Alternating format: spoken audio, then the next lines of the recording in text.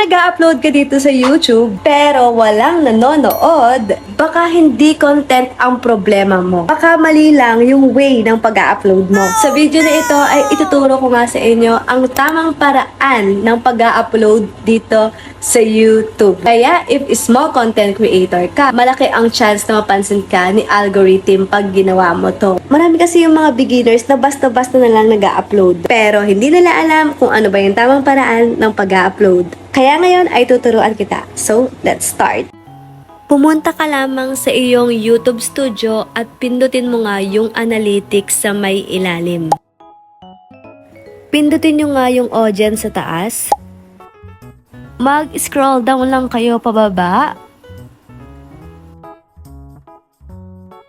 So dito, merong 12 a.m., 6 a.m., 12 p.m., and 6 p.m. And as you can see, yung 6 p.m. ko at yung 7 p.m. ko po ay violet na violet. So it means, yung time na yon ang pinakamaraming taong nanonood sa YouTube ko. So ganun po yung oras ng pag-upload ko. Kailangan mo munang malaman sa analytics mo yung oras kung kailan nanonood yung mga tao sa YouTube mo.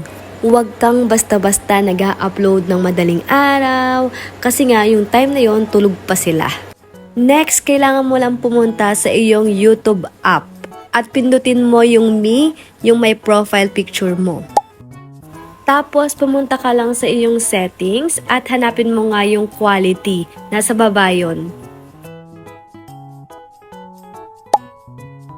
Dito po yung tatlo, kailangan po naka-higher picture quality. As you can see, yung sa akin po, naka-click lahat yung higher picture quality. Mapa-data man, mapa-wifi man yung gamit ko. And also, yung aking audio po ay naka-higher audio quality. Para hindi na rin po lumabo ang iyong video tuwing nag-upload ka at ang iyong audio. Next, pinutin mo na nga yung plus sign sa may baba para makapag-upload ka.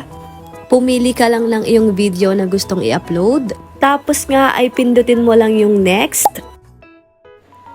Kailangan bago ka mag-upload, meron ka nang nakareding thumbnail. So sa mga hindi nakakaalam, ito po yung thumbnail.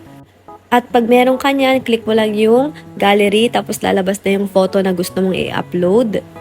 So make sure yung thumbnail po is clickable at meron siyang hook. At sa title, kailangan mo lang maglagay ng curiosity plus dapat may value silang makukuha sa title mo pa lang.